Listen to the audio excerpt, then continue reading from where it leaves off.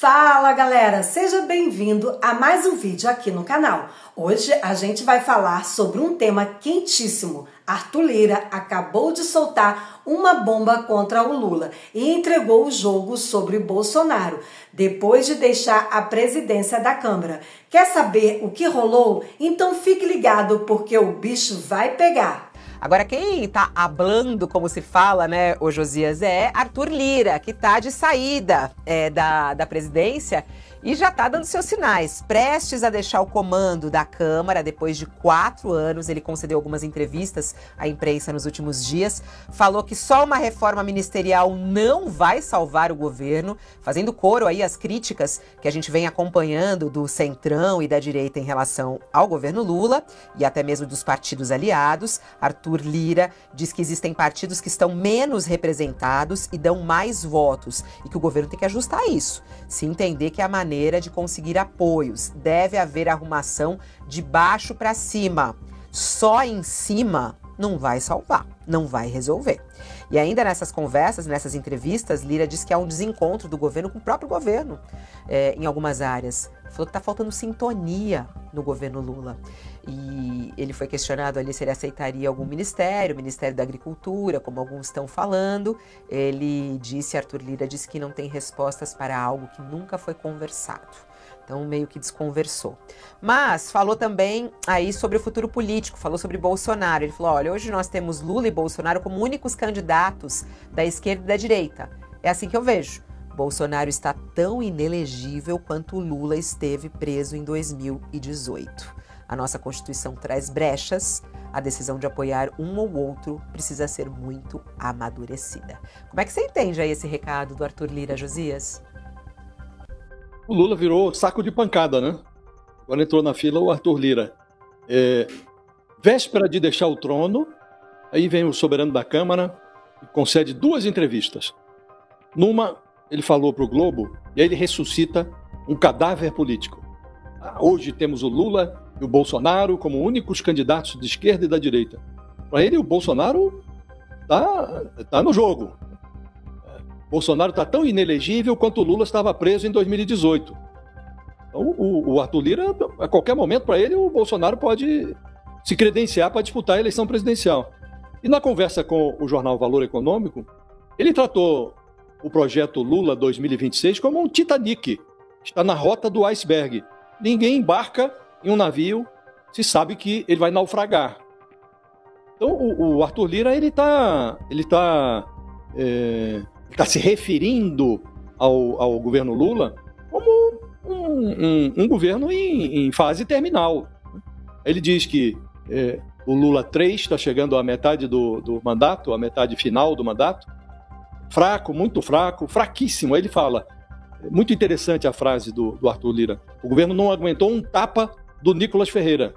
Queria aquele nocaute que o Palácio do Planalto levou no caso do Pix. E o Congresso, na visão do Arthur Lira, vitaminado pelas emendas, ele assumiu o protagonismo. Aí o Arthur Lira vai ao ponto, ele diz, quem decide para onde vai o dinheiro, decide o poder. Então nós temos agora o Supremo e a Polícia Federal vasculhando o porão das emendas. E o Arthur Lira, desde logo, ele já ergue a lança. Ele fala, tudo que o Brasil não precisa é uma crise institucional. É como se ele dissesse, alto lá, deixe as emendas em paz. Né? Ele não convive bem com a ideia de investigação. E aí o Lira aconselha o Lula a fazer uma reforma ampla. Ele precisa reformar o Ministério do primeiro andar à cobertura, segundo ele. E ele está sendo tratado, inclusive nas 2 entrevistas, assim ele foi tratado como se estivesse com um pé na pasta do Ministério da Agricultura ali, com um pé na agricultura. Ele faz doce. Eu não falo sobre conjecturas, como quem diz, olha, estou aguardando o convite. Então, se você considera as declarações do Lira, se leva todas ao pé da letra, fica entendido que ele se sente à vontade para integrar, para se inserir na esplanada, sem se comprometer com o projeto do Lula. Ele quer virar ministro, mas não está interessado em atender a demanda do Lula de colocar o partido dele, o PP, que aliás é presidido por um ex-ministro do Bolsonaro, o Ciro Nogueira, que trata o governo Lula como um desgoverno. Aí ele diz, olha, uma uma base de apoio para governar é diferente de uma base de apoio eleitoral. Então, o Arthur Lira se desvencilha do projeto eleitoral do Lula. Então, qualquer um pode acusar o Arthur Lira de muita coisa, mas de falta de sinceridade ele não pode ser acusado. Ele ainda nem subiu a bordo da esplanada e ele já está anunciando que vai desembarcar em 2026. E muitos podem dizer, isso é deslealdade, e o Lira já se antecipa. Ele faz uma cara, Fabiola, ele faz uma pose de navio que se prepara para abandonar os ratos. Como se ele considerasse que o governo não merece uma palavra de defesa. Então, realmente, ele está fazendo pose de navio que se prepara para abandonar os ratos. Então, ele quer virar ministro, mas já põe já avisa que vai desembarcar. Então, realmente Agora, a despeito de tudo isso aqui, o que mostra o quadro, o ponto a que chegamos, o governo discute, de fato, a sério, a hipótese de transformar o Arthur Lira em ministro de Estado. Isso está sendo debatido a sério no Palácio do Planalto. Ministro da Agricultura. Era para a saúde, aí achou-se que seria demais. Agora se discute a hipótese de acomodar o Arthur Lira no Ministério da Agricultura. Então, chegamos a esse ponto, né?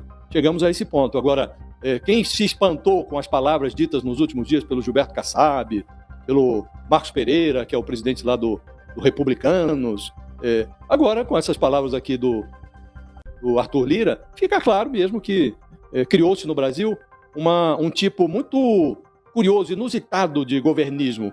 É o governismo oposicionista. O sujeito é governista, quer entrar no governo, briga, rala para entrar no governo, para aumentar o seu acesso aos cofres, e ao mesmo tempo faz oposição, bate no presidente, trata o Lula como saco de pancadas. Então o Lula chegou a esse ponto, chegamos nós todos a esse ponto, Fabiola. Davi Alcolumbre mal assumiu a presidência do Senado ontem, nem esquentou a cadeira ainda e já deu 2 declarações bombásticas. Dá uma olhadinha na primeira delas aqui, mostrando que ele começou com o pé esquerdo, ou talvez com o pé na esquerda. Olha o que ele falou aqui. Nenhum senador tem o direito de atrapalhar a agenda do governo. Gente, que ele é governista, que ele ia trabalhar lado a lado com o Lula, com a STF, ele já sabia. Mas ele já começar, logo depois da eleição, dando uma declaração desse tipo, isso me assustou bastante. Me mostrou que ele não tem vergonha de assumir a agenda lulista. Olha aí, ó, o novo presidente do Senado fala em trabalhar lado a lado com o governo. Ele afirmou nesse sábado que a gestão dele irá respeitar e ajudar o governo federal em relação às pautas do Congresso Nacional. Essa é a primeira declaração bombástica que eu quero mostrar para vocês. Eu vou mostrar em seguida a segunda, mas entre as duas, deixa eu te mostrar antes disso o que pensam os presidentes novos do Congresso Nacional em uma série de matérias. Saiu essa notícia aqui do Globo dizendo: de anistia ao PL das redes sociais, o que pensam aí o Alcolumbre e o Hugo Motta sobre 10 temas sensíveis? O que você acha? Vamos lá, vamos passar aqui alguns dos temas. Eu selecionei alguns, não todos, para vocês verem. 8 de janeiro. O que disse Hugo Motta? Tivemos um episódio triste, mas também não podemos permitir que injustiças sejam cometidas, como pessoas que tenham levado condenações acima daquilo que seria justo. O que eu quero que vocês observem nessas declarações? Os dois são muito sabonete. Não é à toa que eles conseguiram ser eleitos aí, claro que por uma série de interesses, mas conseguiram ser eleitos com apoio da direita, da esquerda. Eles são bem sabonetes. Isso me mostra que, na verdade, lá no frigir dos ovos, eles vão tomar a decisão pauta a pauta, de acordo com os interesses do momento, de acordo com aquilo que beneficia eles, os aliados no momento, de acordo com as conveniências. Então olha aí, ele coloca um pé em cada canoa em relação à anistia. Isso me indica que é uma sinalização, mas, como a gente já mostrou aqui em outros vídeos, ele não deve avançar e pautar a anistia. E tem a declaração ainda bombástica do Alcolumbre que eu vou mostrar para você sobre isso. Olha o que o Alcolumbre disse: acompanhei aquilo, um absurdo, repudiei veementemente, falando do 8 de janeiro. No caso dele aqui, sem uma sinalização mais favorável à anistia, tá? Emendas, o que eles pensam de emenda? Gente, emenda parlamentar é uma fatia do orçamento da União que é gerenciada pelo Congresso Nacional. Os deputados indicam para onde vai o dinheiro, usando isso para conseguir apoio dos prefeitos, apoio de vereadores, apoios de cidades e para conseguir voto. E é claro que eles iam lutar com unhas e dentes pelas emendas parlamentares, senão eles nem seriam eleitos presidente da Câmara e do Senado. Então, tanto aí Alcolumbre quanto o Motta deram declarações muito fortes aí defendendo as emendas parlamentares. Reforma tributária. Os dois são favoráveis à reforma tributária aprovada pelo Lula, que, como disse, não sou eu, Ricardo Amorim, grande economista, vai aumentar aí a carga tributária dos serviços enormemente no nosso país. PL das redes sociais. Finge a surpresa, os dois sinalizam favoravelmente ao PL das redes sociais. Olha aqui o que disse o Motta. Rotularam o projeto de uma forma que inviabilizou o ambiente político da sua votação. ele lamentando que não avançou, que não foi aprovado esse projeto da censura. Existe uma cobrança, principalmente dos partidos mais à esquerda, de que esse tema seja uma prioridade. E Alcolumbre, ele é favorável à regulamentação das plataformas e afirmou que é preciso colocar um fim no caos provocado pelas fake news, quando a gente sabe que esse discurso todo só encobre o que eles realmente querem, que é a censura. Ninguém será censurado, porém todos serão responsabilizados pelas mentiras que propagarem. O que a gente vê hoje é uma atuação seletiva nessa área. Correm atrás para perseguir a direita, como eu vou mostrar para vocês na aula que eu vou dar na terça-feira, a aula magna, já vou falar para você dela, mas eles deixam a esquerda falar o que quer. Vamos para o marco temporal. Marco temporal é uma pauta importante para o agro, só por isso que eu mantive aqui para comentar com vocês. Ambos votaram de uma forma favorável ao marco temporal, que basicamente ele restringe a área que pertence aos indígenas àquelas áreas ocupadas ou em disputas na época da promulgação da Constituição. Para ser um resumo muito apertado aqui, tá, gente? Grosso modo, foram favoráveis a uma pauta importante para o agro. Em relação a drogas e saída temporária, gente, nenhum deputado em sã consciência, a não ser que seja do PSOL, do PT, é contra a luta contra as drogas. Os dois aí foram claramente aí favoráveis a políticas públicas antidrogas, embora você vai ver aqui, ó, que o Hugo Motta, ele é sabonete nisso também. Ele nunca falou sobre isso, falou lá em 2011 e 2012, e aí a reportagem pegou aqui e trouxe para o momento atual. Mas dificilmente eles se posicionariam contra o combate às drogas, isso seria um suicídio eleitoral para eles. Privatizações. Ambos atuaram favoravelmente à privatização da Eletrobras, mas daquele jeito sabonete, indicando que era um caso concreto, que eles iam votar naquele caso em favor e não sinalizando de modo mais geral serem favoráveis à privatização de modo amplo, tá? Relação com o governo. Como eu disse, ambos governistas. A gente sabe que um votou 80% com o governo, o Alcolumbre, e o outro, Motta, votou 90% com o governo, mais até do que o PSOL. E aqui você vê o Hugo Motta dizendo: não estamos compromissados em fazer oposição por oposição. E o Alcolumbre, você já viu as declarações bombásticas que acabei de mostrar, sinalizando o apoio aí irrestrito ao governo federal. Aliás, foi ele que indicou o Valdez Góes para o Ministério da Integração e Desenvolvimento Regional, que é responsável por grande parte da destinação das emendas parlamentares. Além de tudo isso, ele tem sido uma ponte de diálogo entre os senadores e o próprio governo Lula. É um braço do governo Lula no Congresso. Relação com o Supremo. Hugo Motta tentará buscar distensionar. Gente, como que vai distensionar sem enfriar o Supremo? Não tem como, vai baixar a cabeça pro Supremo, não tenho dúvida. Alcolumbre, você já sabe, a relação dele é uma das melhores possíveis, é amigo do Alexandre de Moraes. E é por aí, pessoal. Eu queria selecionar essas pautas, mostrar para vocês, e agora vamos para outra declaração bombástica do Alcolumbre, dada ontem, mal assumiu. Olha o que ele falou do projeto da anistia. Esse assunto, o projeto de anistia, não vai pacificar o país. Olha aqui. O senhor está o tempo todo dizendo que deve haver uma sintonia da pauta do Legislativo com a pauta das ruas. Eu senti falta nessa eleição, tanto aqui como na Câmara, já que foram candidaturas praticamente únicas, de um debate sobre visão de Brasil. Qual é a visão? E aqui só falava assim, anistia sem anistia, anistia sem anistia. Pessoalmente, eu acredito que isso não é uma pauta das ruas. Eu desafio qualquer um a tomar média em 10 botequins, se algum popular vai falar disso. O popular, como o senhor disse, está querendo falar de inflação de alimentos, segurança, que é um tema também que inexistiu nessa campanha, transporte, enfim, trabalho. A minha pergunta, o senhor vê a anistia como uma pauta das ruas ou uma pauta da polarização? Otávio, eu concordo integralmente com o que você falou. E eu falo isso todo dia e toda hora e todo instante, que nós temos que nos dedicarmos à agenda que possa promover, vou repetir novamente, a pacificação do Brasil. Gente, como pacificação do Brasil quando tem gente mofando na cadeia com penas absurdas, injustas, por crimes que não cometeram, crime de golpe de Estado, sem individualização das condutas, sem prova individualizada do que essas pessoas fizeram, é uma injustiça imensa. O que ele tá fazendo, basicamente, é dizer, eu vou lavo minhas mãos, eu não vou colocar as minhas mãos nesse vespeiro aí para promover justiça. É basicamente isso que ele tá dizendo. No final, até dessa declaração, ele vai dizer o seguinte, ele vai dizer, olha, é uma pauta da direita, mas não é uma pauta prioritária. Mais uma vez, como eu disse, sempre sabonete, sempre escorregando pra cá, pra lá, mas a gente sabe que eles não vão avançar essa pauta, que ele não compra, como eu já mostrei em outros vídeos pra vocês, que ele não compra essa briga com o Supremo Tribunal Federal. E diante dessa eleição do Alcolumbre, do Motta, com tudo que vocês estão vendo aí, gente, você deve estar enojado, indignado, frustrado como eu. Ontem eu fiz um vídeo sobre isso, eu não vou repetir o que eu disse, confere lá, trouxe uma palavra de ânimo, de esperança pra vocês, e em vez de eu falar agora, eu vou deixar pra vocês uma mensagem curta, menos de um minutinho, de alguém que me representa no Congresso Nacional, sobre essa eleição, sobre a eleição aí do Alcolumbre, do Motta, se aplica para as duas, que é alguém que realmente me representa, que é o senador Eduardo Girão. Dá uma olhadinha aí no que ele disse ontem. Ao vivo. Para controlar, para calar o brasileiro. O PL da censura passou sob a presidência do candidato do continuismo. A gente precisa lembrar disso. Um espectro político da direita, dos conservadores desse país, não se sentem representados pelo que acabou de ouvir aqui da outra tribuna do candidato do continuismo. Aqui não é clube privado que um passa o bastão para o outro, faz acordões, vai tu para aquela comissão. Isso não deveria ser correto. Cargos. Nós viramos aqui um balcão de emendas há muito tempo. O Congresso cada vez mais com dinheiro, com chavos, troca de favores. Lá, ao vivo. Gente, é isso aí. É um absurdo, é isso mesmo. Os conservadores, as pessoas de bem, honestas, corretas, íntegras, não se sentem representadas pelas pessoas que foram eleitas. Agora eu quero dizer uma coisa pra vocês, finalizar dizendo que a nossa confiança tá em Deus. E ele nos diz em Isaías 41:10, não tenha medo, pois eu estou com você. Não fique assustado, pois eu sou o seu Deus. Eu lhe dou forças, eu o ajudo e eu o protejo com a minha mão forte. 15 de janeiro, esse dia vai ficar na história.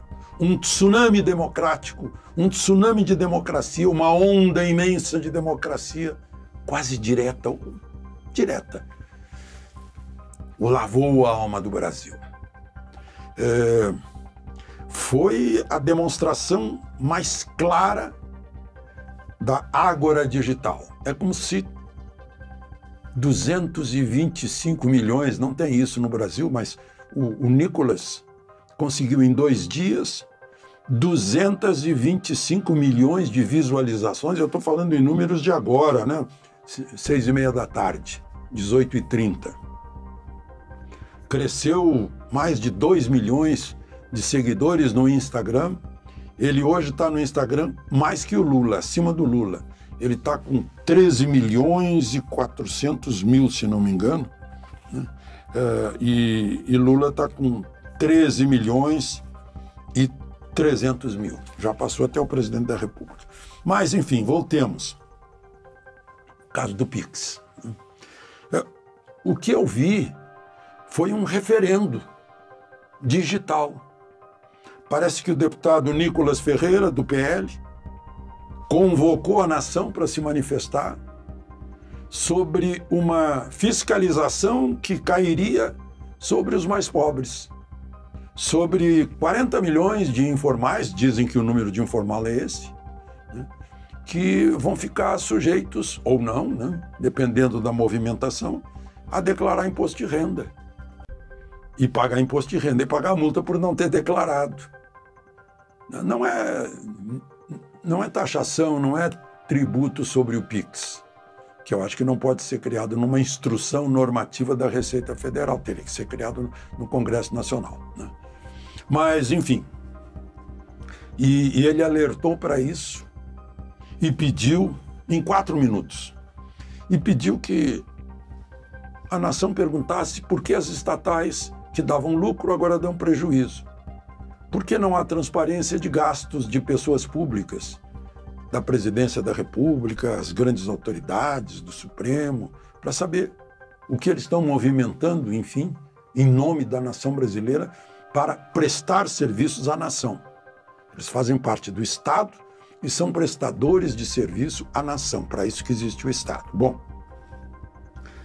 gente, foi num crescendo incrível que às 6:30 da tarde de hoje, 18h30, chegou a 225 milhões de visualizações. Certamente teve gente com mais de um celular que foi registrando, né? E a manifestação foi tão grande que preocupou o presidente da República. O presidente da República percebeu, olha, que a desaprovação dele já é maior que a aprovação, mostram já 2 pesquisas. Ele deve ter ficado preocupado com isso. E demonstrando o seu espírito democrático com o resultado desse referendo, ele deve ter dado ordens para o ministro da Fazenda para cancelar essa ideia maluca que só ia provocar desgaste ao governo em busca de taxar os mais pobres, que já pagam pela inflação. O imposto da inflação é o mais injusto que existe. porque a pessoa simplesmente está vendo o seu dinheiro se desvalorizar, a sua capacidade aquisitiva encolher. E essa foi mais uma matéria aqui do canal. Espero que vocês gostaram. Não esquece de deixar o seu like, de se inscrever nesse canal e muito obrigado pela tua presença e até o próximo vídeo.